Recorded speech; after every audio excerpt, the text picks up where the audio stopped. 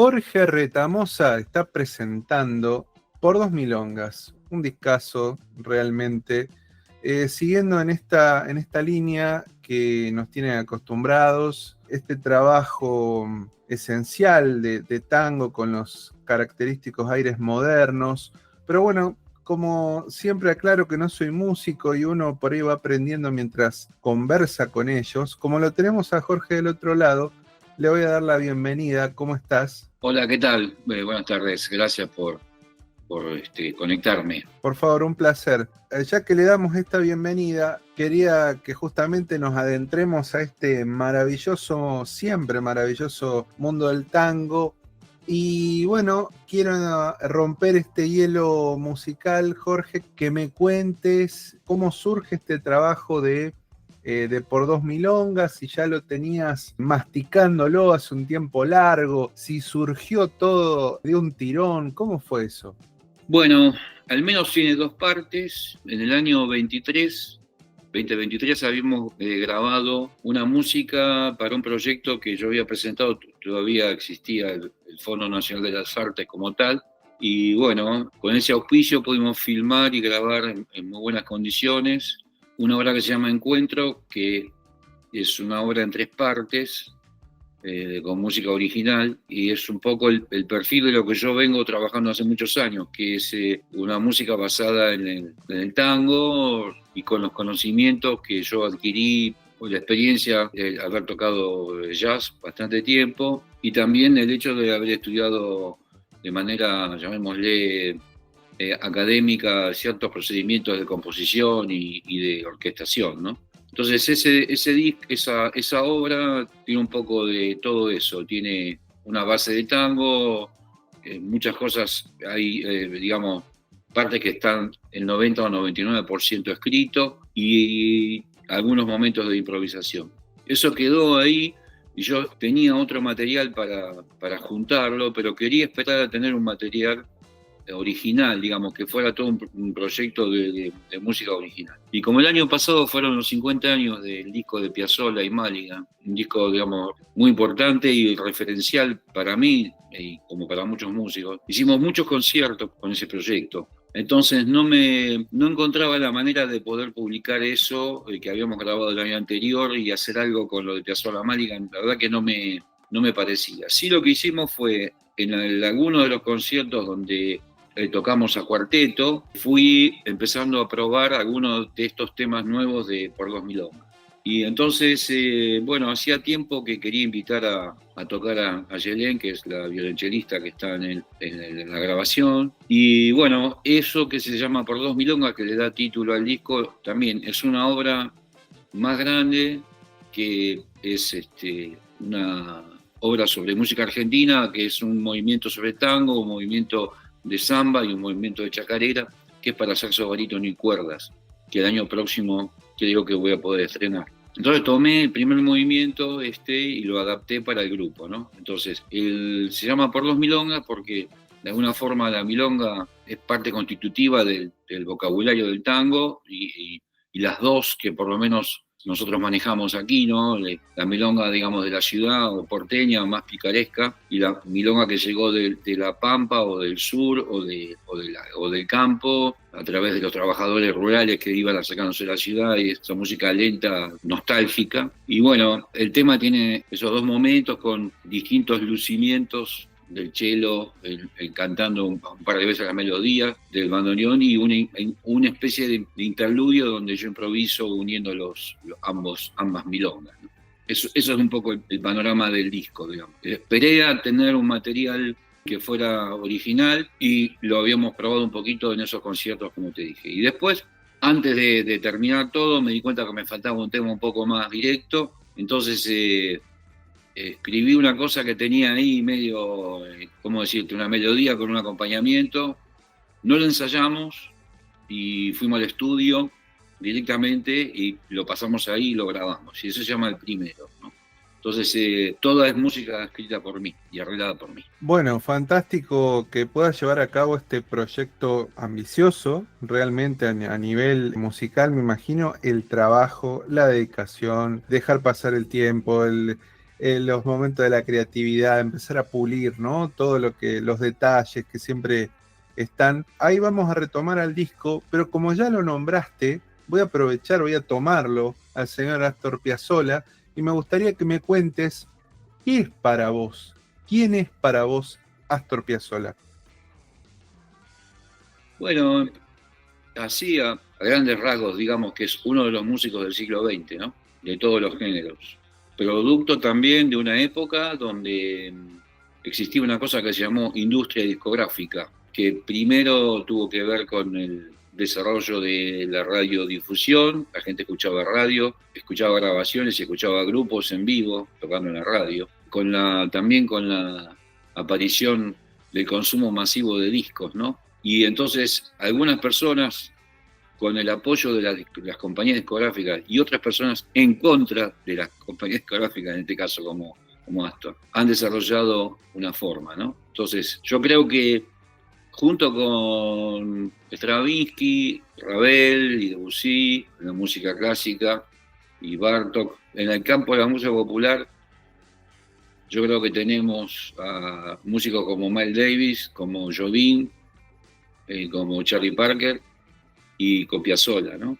O sea, es como, él está dentro de un paquete de algo desarrolló un estilo musical que que permite el análisis, la comprensión y por algo se lo copia tanto, ¿no? Después están los valores, digamos, personales, emocionales. Yo lo amo, su música. Y considero que, eso que te digo, para mí es uno de los músicos del siglo XX, ¿no? Y en la historia del tango tiene un papel preponderante porque, más allá de los hitos fundacionales del tango, Gardel y los de Caro y lo que vino después, digamos, que yo Pugliese, Troilo, que son todas grandes figuras de la construcción, Astor está ahí, ¿no? En eso. La diferencia, yo creo que él pudo de alguna forma internacionalizar el vocabulario del tango, hacer que se pueda tocar en todo el mundo con, digamos, con las diferencias que nosotros encontramos, que yo supongo que son las mismas que encuentran los músicos de jazz cuando un afroamericano escucha cómo toca un blues o un estándar de jazz un tipo en Checoslovaquia, ¿viste? Hay algo que es parte de la música, no solamente son notas y organizaciones de acordes, sino también tiene que ver con una tradición cultural, digamos, de dónde salió, ¿no?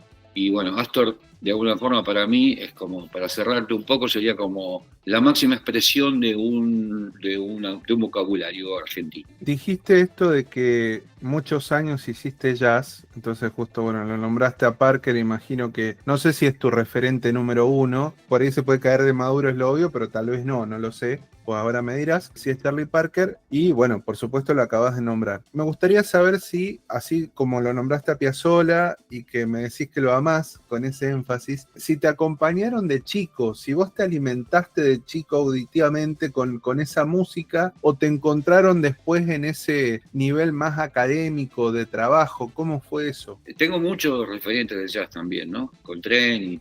Lo que sucede con Parker es eso, ¿no? Que él es como poco lo que te decía de Piazzolla, él resume una cosa que venía pasando de antes y que pasaba en el mismo momento con él, Gillespie, Thelonious Monk, todo eso. Él es como decirte, es la figura, ¿no? Es el ícono de eso. Y hay una cosa que es verdad, digamos, en la actualidad todo el mundo estudia lo que toca él, porque vos pensás que él tenía la limitación de la duración de las grabaciones, ¿no? Todavía los discos de pasta duraban 2 minutos, 3 de cada lado. Entonces, él toca la melodía y hace una vuelta de un solo, y en esa vuelta hay 100 años para estudiar, porque imagínate que el mismo tema lo toca un tipo en la actualidad, necesita 20 vueltas para decirte no sé qué cosa, ¿no? Entonces, como es una especie de compacto de belleza, de técnica, de locura, de creatividad, en una vuelta de un solo. En el caso mío, la música estaba presente, básicamente la de tango, desde chico, porque mis padres bailaron tango hasta el final de sus días. Entonces, la música preponderante que había en mi casa era el tango. Había un poco de música española, porque mi mamá era de Galicia, y mi papá era del Chaco, entonces siempre también había un espacio para los chachaleros, para Mercedes Sosa. Entonces, ellos eran gente muy humilde, no tenían ninguna condición. Mi papá trabaja en un edificio donde vivía una señora que había tenido en su momento un alto nivel como pianista de concierto, en una ciudad ya grande, que solamente se dedicaba a dar clases. Y me tomaron una prueba cuando yo tenía 6 años, 7, y parece que fue bien, y medio que me adoptó, ¿viste? Entonces yo iba todos los días a su casa, que era un departamento grande, y tenía un piano Blüthner de cola, enfrentado a un piano Steinway de cola. Entonces ella tocaba de una punta y yo tocaba de la otra. Y bueno, y aprendí un poco como se aprendía en el siglo XIX, la teoría y la armonía, el solfeo, todo eso copiando, ¿viste? Copiando los libros. Entonces, bueno, qué sé yo, cuando yo fui después más grande, en el secundario es como me empieza a llegar la información de rock, aparte de rock argentino, de rock que usaba vientos, y cuando quise volver a tocar la música, durante el secundario no quise tocar, no quería volver al piano, y bueno, había escuchado un disco de Miles Davis y había escuchado a un saxofonista y quedé así impresionado y dije, me gustaría tocar ese instrumento. Eso es un poco digamos, siempre estuvo cerca de mí la música por motivos, ya te diría, familiares. Ninguno de mi familia se dedica a la música, nada que ver. Para mí ha sido muy importante la vinculación con esta mujer, Avelina Alboni, que me empujó que te digo, yo miro los libros, lo que tocaba a los 8 o 10 años, todavía los tengo, los nocturnos de Mozart, algunas pequeñas primeras obras de Chopin que se pueden tocar. Yo quería tocar Chopin, ¿viste? Porque yo sabía que en el tipo, yo la escuchaba tocar a ella, ¿no? Y me decía, no, todavía sos muy chico para esto, muy difícil, y me decía una cosa, es una cosa muy emocional, tenés que vivir para... Claro, después entendiendo con el paso del tiempo, ¿no? Hay todo un componente muy importante de patriotismo en la música de Chopin, ¿no? Referida siempre a las invasiones que había tenido Polonia, etc. Así que, bueno, esa es más o menos la vinculación con el mundo de la música, y después con el saxo empecé con el jazz. El mundo del jazz es un mundo muy atrapante, ¿no? Sobre todo si sos joven, sos muy chico, porque hay de todo, hay libros, hay cosas para leer, hay un montón de acceso que, bueno, que a mí me gustaría que eso lo pudiéramos tener nosotros con nuestra música. Es un poco lo que yo trato de hacer también como docente, de preparar cosas, de incentivar a los chicos, las chicas, que entiendo que si tenés 18 años es más interesante intentar ser John Coltrane que Atahualpa Yupanqui, tal vez, ¿viste? Entonces, bueno, ver si digamos, intentar llevar eso mismo. Me gustaría poder en algún momento sentir que, aunque yo no esté aquí, digo, que nosotros como país le podemos ofrecer a nuestros estudiantes lo mismo que el jazz y la música clásica le ofrece en términos de posibilidades, ¿no? De acceso a cosas. Entonces, qué sé yo, detalles. Yo me hice socio de la Biblioteca Lincoln para ir a leer las revistas. Te estoy hablando del año 76, 77, 78, para ir a leer la revista Downbeat y ver qué pasaba, y había una nota siempre con alguno, y después había un músico que explicaba en la improvisación de tal tema. O sea, es un mundo muy interesante, y que aparte con el asunto de la explosión de las redes en los últimos años nos ha sacado mucha ventaja, ¿no? Si bien en la actualidad hay muchas cosas que hay referidas al folclore y al tango, en cuanto a métodos, en cuanto a pistas para practicar y cosas para estudiar, falta todavía. ¿Qué evolución hay? Que entiendo que lo debe haber, por supuesto, pero ¿qué evolución hay tal vez concreta desde Violentango hasta acá? Es decir, en cada disco, pensaba en esto que hablas de lo emocional. ¿Sentís que lo encontraste? ¿Sentís que aprendiste eso que tu maestra de piano ya hace un tiempo largo? ¿Hay cosas de técnicas con el grupo, con tocar en vivo? ¿Qué es lo más preponderante? Lo más preponderante creo que es una claridad mucho mayor en el vocabulario improvisado.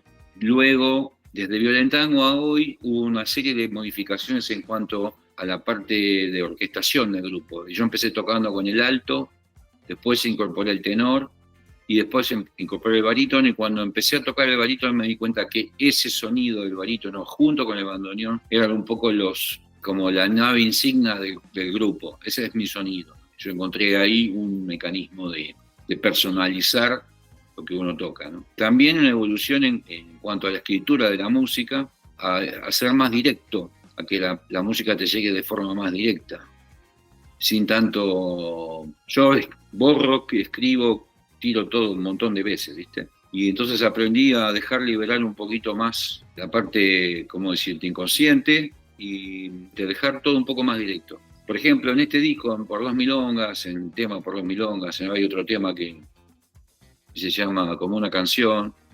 En otro momento yo me hubiera vuelto loco para terminarlo, o sea, es tanta la información que hubiera querido poner un montón de aclaratorias y lo que hice fue dejar que lo que está cantando de alguna forma fluya, ¿viste? Que sea un poco más directo. Estamos hablando siempre de una música que tiene una cierta complejidad, porque nosotros ya venimos de una tradición que es compleja, ¿no? Ya venimos, ¿no?, de las segundas menores del año 40 y pico de Pugliese, del menor contra el mayor de Troilo de la última curva, o sea, ya hay una tradición de que el tango tiene sus disonancias muy incorporadas, ¿no? Y sobre todo lo que te comento, porque en realidad para mí es lo que más me interesa, es el hecho de que las improvisaciones se han ido transformando. Si bien cada tanto aparece algún gesto, llamémosle, lo digo con toda humildad, de virtuosismo, llamémoslo así, lo que busco es que pareciera, o sea, no lo busqué, sino que es la conclusión de años de estudiar y cosas que todavía hago. Es como si yo estuviera diciendo una letra mientras estoy improvisándola, si fuera un payador,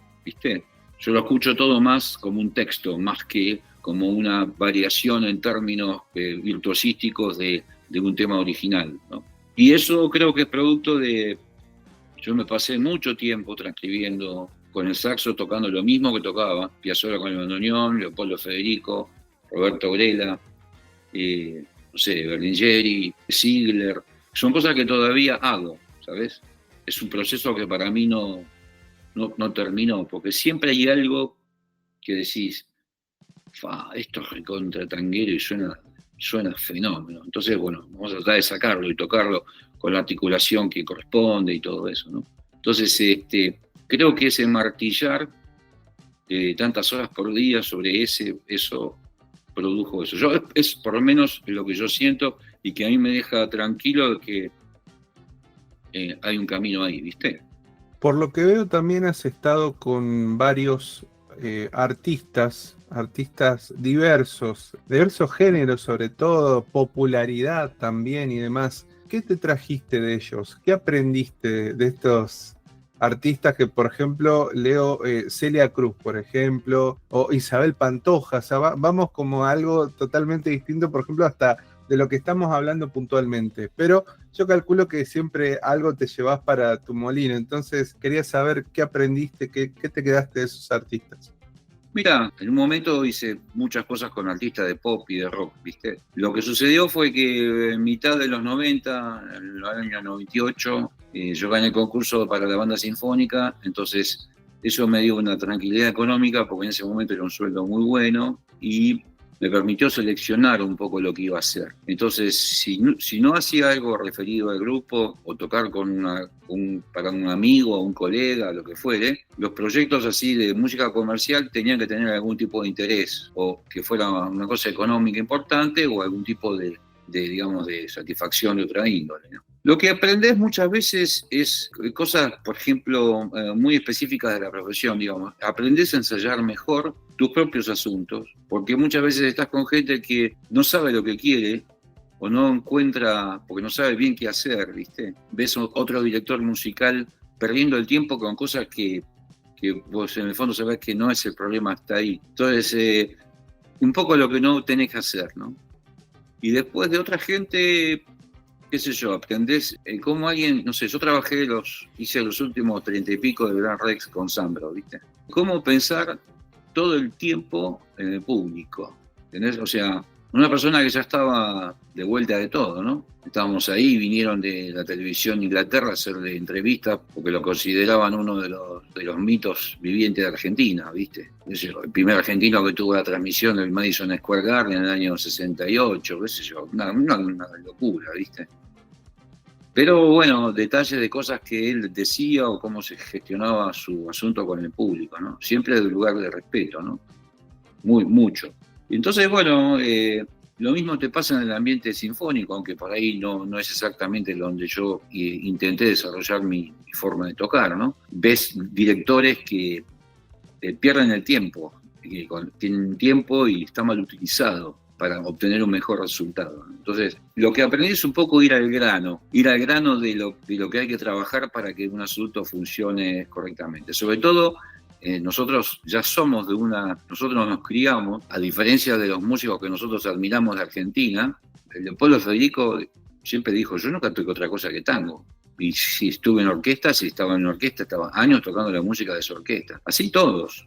Entonces los tipos te dicen, yo no sé cómo hacen ustedes para tocar un día con uno, otro día con otro día otra cosa. Bueno, eso también hace que la música tenga distintos niveles de, ¿cómo decirte? Es más difícil desarrollar un estilo personal, así, porque hay mucho cambio todo el tiempo. Entonces, en base a eso, lo que saqué en conclusión de todas esas experiencias es que cómo mejorar la de todos los días cuando nosotros salimos a tocar, ¿viste? Por ejemplo, no perder tiempo y energía en las pruebas de sonido, no ir a una prueba de sonido a ensayar.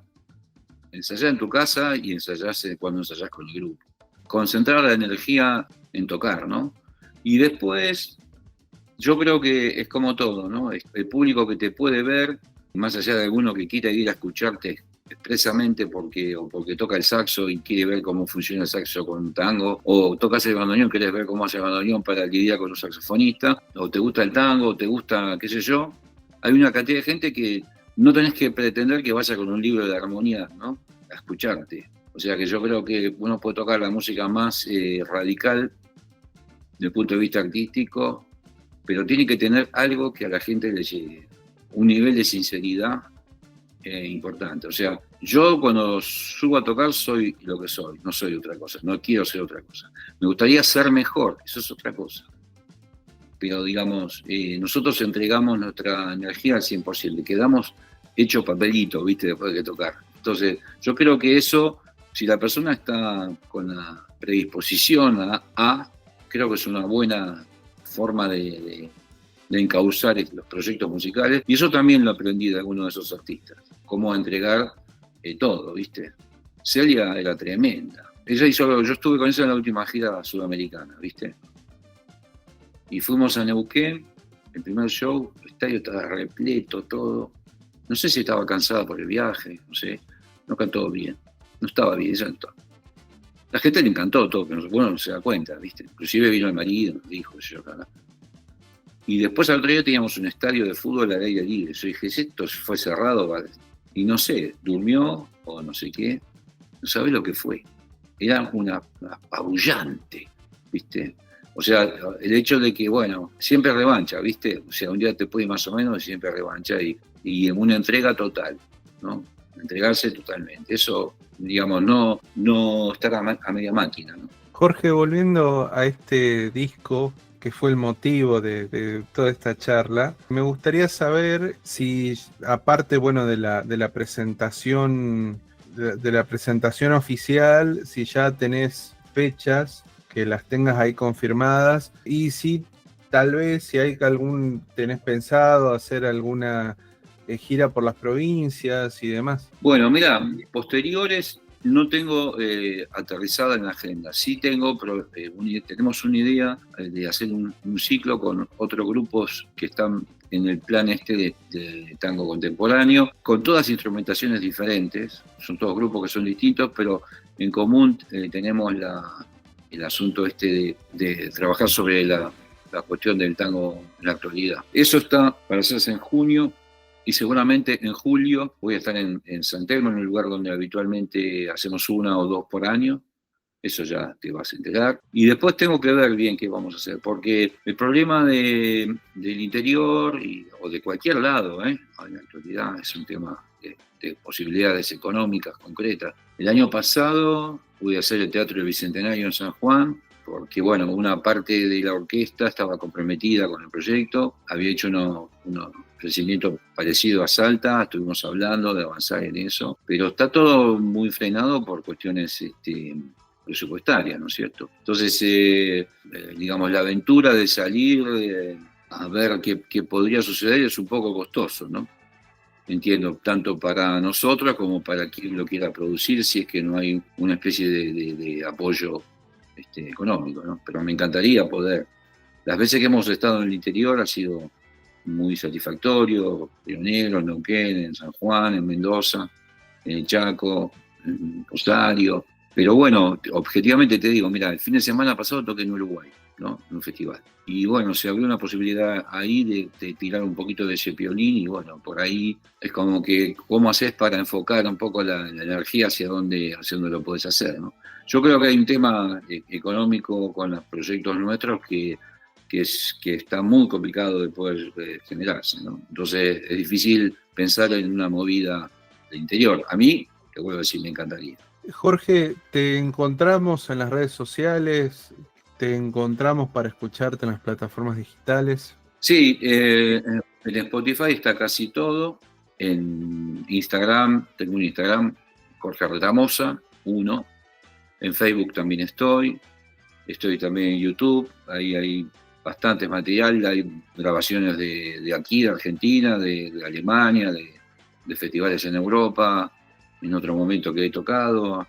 Hay bastante para ver. Hay entrevistas, pues subiré esta seguramente. Soy relativamente activo para lo que un hombre de 64 años hace, digamos. No, no soy Steve Jobs, tampoco soy el hombre de Nerdental, pero bueno, tampoco soy no estoy todo el día con eso, ¿okay? Pero sí sé que hay que hacer y bueno, estoy un rato con eso y nada. Mi pasión sigue siendo practicar el instrumento. Estimado Jorge Retamosa, te quiero agradecer este rato que hemos compartido, que hemos conversado. Y bueno, ojalá que sea. Hasta la próxima. Lo mismo para mí, muy amable, muy grato por conversar esta primera vez. Seguramente no será la última. Y bueno, a ver si nos vemos pronto en directo.